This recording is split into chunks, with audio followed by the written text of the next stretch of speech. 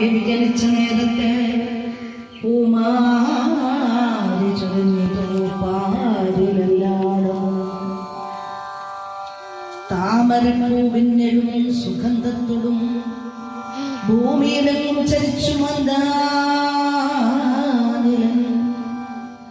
പത്തുദിക്കും തഥാ പർവ്വതശ്രേഷ്ഠന്റെ ചിത്തവും ഏറ്റം തെളിഞ്ഞു ദൃക്ഷം എത്ര തൃക്കൈകളും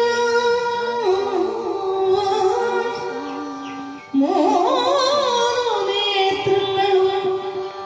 വിഷ്ണവമെന്നും നിറയും പ്രകാശവും ദിവ്യസ്വരൂപവും ചാരുകടാക്ഷവും ഭവ്യമാ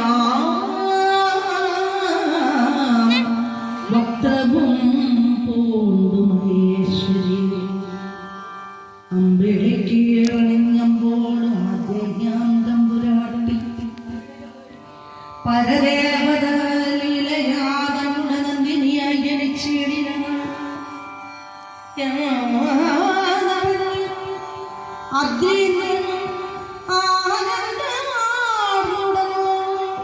വിത്തവും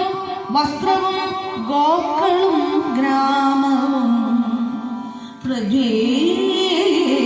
പ്രജേശ്വരന്മാർക്ക് അധികമായി നൽകിയ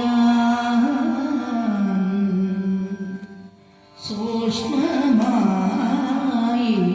സാക്ഷാൽ പ്രകൃതിയാം പുത്രിയെ വീക്ഷിക്കുവാൻ ചെന്നു പിന്നെ ഗിരി വരുമോ